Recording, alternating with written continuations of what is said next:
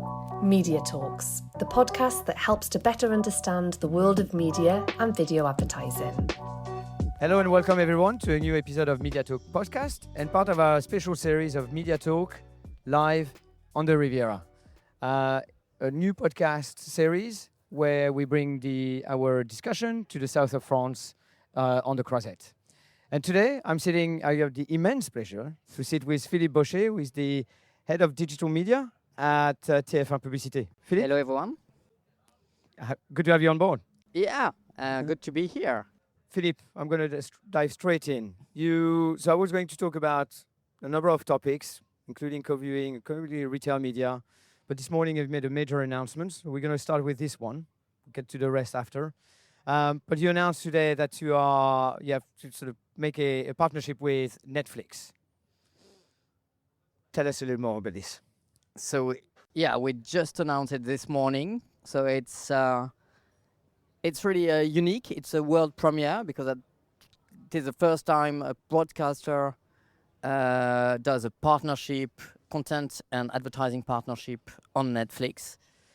So it's really new. So big principle of the deal, we will have all the services of TF1, meaning our linear channel and our VOD content on Netflix, measured by Médiamétrie as a TF1 audience, and sold in terms of advertising by TF1. Okay. So you own the right to sort of all the ad that will be on TF1 or sort of on TF1 Plus on Netflix will be monetized by TF1. Yeah, exactly. It's a distribution deal. Okay. Meaning that what we will sell to our clients, it's still TF1 content. TF1 content that could be on TF1 Plus on a set-top box, TF1 Plus on a smart TV, and TF1 Plus on Netflix. Okay. And that means it's all the catalog. So you said it's linear and VOD? Yes, it's nearly every content. Just a few pieces of content that will be out of the deal, but it's just not significant. What about live? Live will be there. So our linear channels are so you will be able to get on Netflix and have TF1 live. It's limited to the French territory. Okay. So France only. Yeah. And it's a very exciting deal. It's not for today. We just signed, but it will be live next summer. So next summer. Okay. I will have a busy year. I bet. Well, I mean, the busy year is starting now, I suppose. But so from a consumer perspective, when they switch on the sort of channel, they've got a Netflix app, and in there they've got all these sort of. Is it going to be a TF1? Yeah, we will have a specific TF1 content area dedicated to our content, and then we will, of course, discuss and profit the experience of Netflix in terms of UI. Definitely really good at it, and to find the best way to have our content in a Netflix app. Fantastic. Okay. Well, good luck with that. I think it's going to be super exciting. Yeah, it is, and I think it's super good news for. It's good for in a user perspective, because we all know that there are people on Netflix that will probably not watch TF1 content, but as soon as we put our TF1 content on Netflix, they will discover our content, and so we will profit for this new user base. And it's also good news for our advertisers, because then we will go to them with a better proposition, better reach, especially on light TV viewers, perfect ad experience. Same ad offering from TF1 Plus to TF1 Netflix. And of course, in this very fragmented video landscape, it's an answer to this fragmentation to be able to go to TF1 and have this global proposition in terms of advertising. Just one thing on the ad experience. is it going to be the same ad experience as you have on TF1 Plus currently, Yes, or is it that- going to be slightly different? Yeah, or- that's the obviously- principle is to have something very similar Okay. to TF1 Plus. Then we have 1 year to build this bring- experience. But yeah, the principle is to have something very similar to TF1 Plus. Fantastic. I think that's very exciting. I'm looking forward to having you here next year Yeah, and see how it goes. yeah. Promise I'll be there. Okay, fantastic. Let's go to the next topic, co-viewing. There's been a lot of it's not a new topic. It's been going on for quite some time, but I know that in France there's been a lot of initiatives. You've been working on this for a little while. Where are you today? So co-viewing is a very interesting topic because due to the rise of CTV and CTV usage, we were in need of a new KPI to say that an impression on a CTV is different than an impression on a mobile, due to the fact that just there are probably 2, 3, 4 people on the couch watching the program. Yeah. So so we already produced some research about co-viewing, but the idea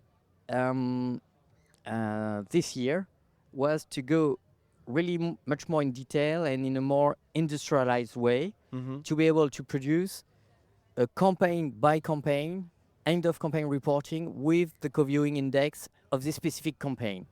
Okay. So, which sounds easy, but finally needed an hybrid design, meaning we start from impressions delivered at a very granular level. So we leverage the FreeWheel logs there, so to go really impression by impression.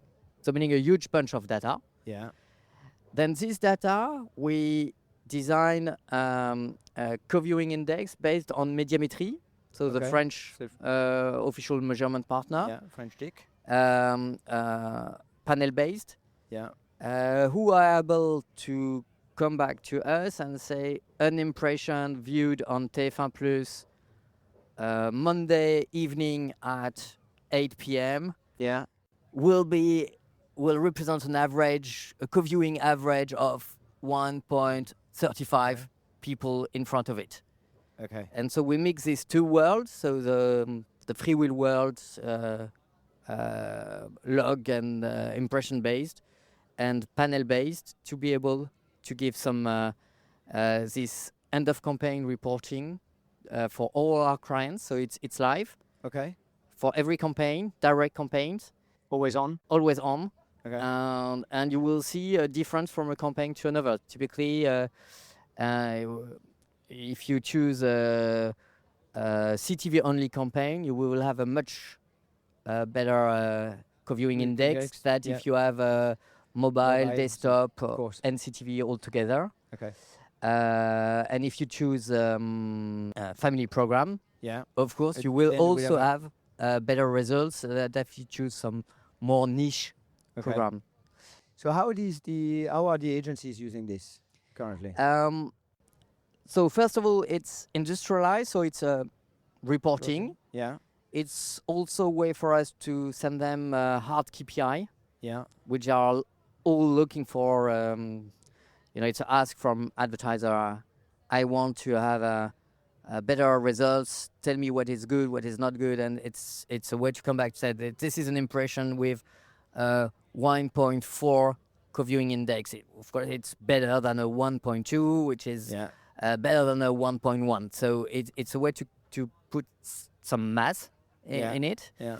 We also proposed to them that we were able to optimize against this KPI, because as soon as I have a number, as I said, day to day for each campaign, I'm able also for some specific clients. So typically Leclerc, French retailer, Nintendo, ask us, okay, I want specifically that you optimize my campaign against this co-viewing index.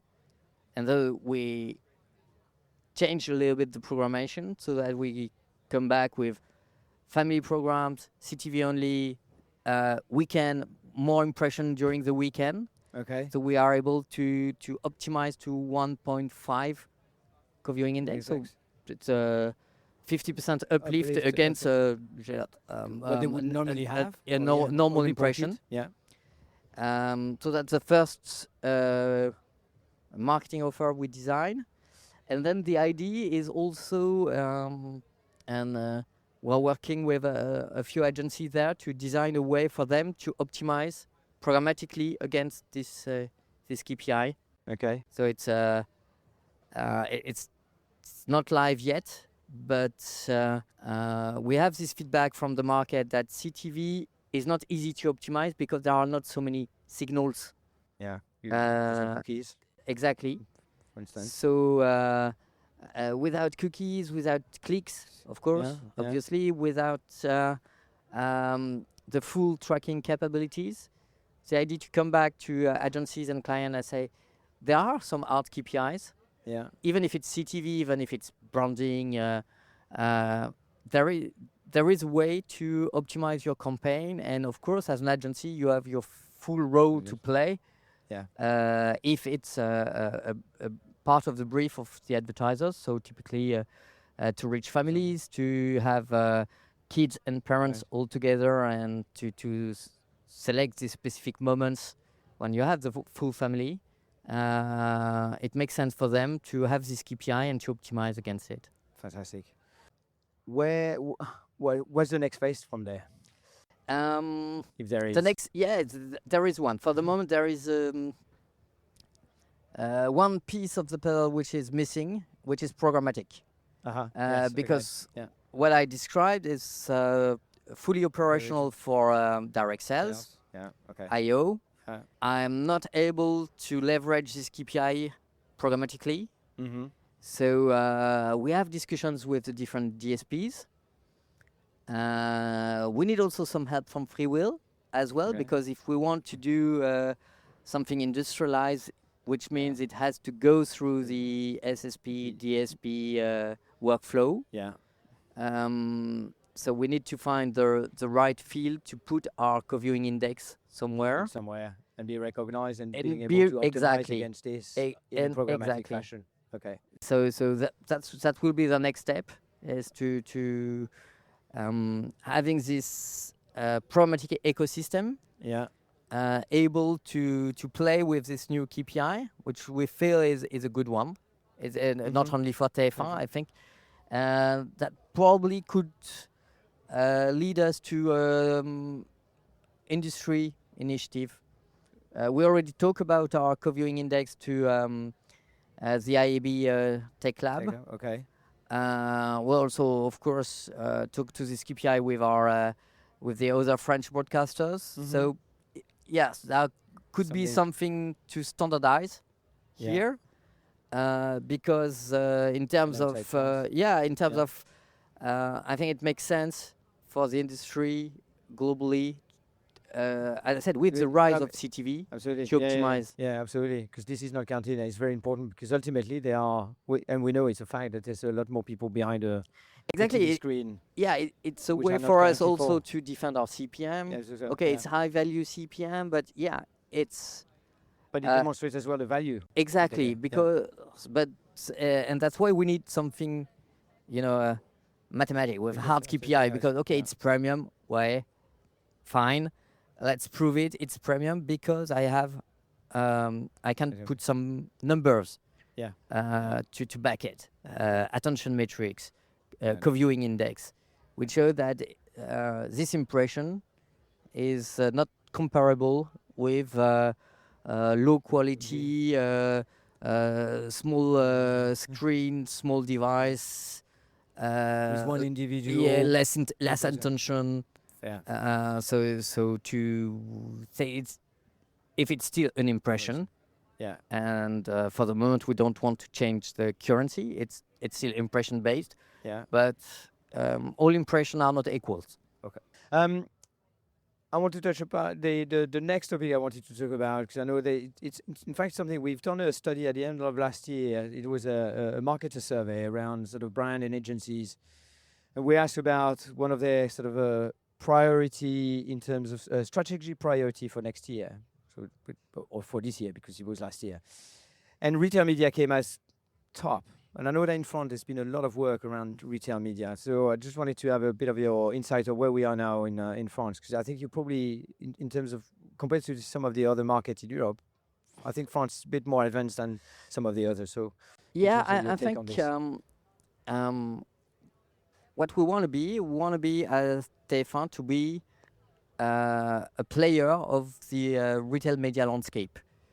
Of course, we do not have retail data, but we have partnerships with now 9 retailers in France.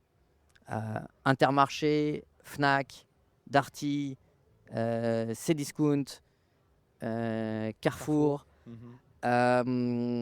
Monoprix, and so on. So with this partnership in place, and due to the fact that we have our Graph ID, 25 million French people logged in our platform, we have the ability to match with retail consumption from Fnac.com or your loyalty card at Intermarché or other retailers.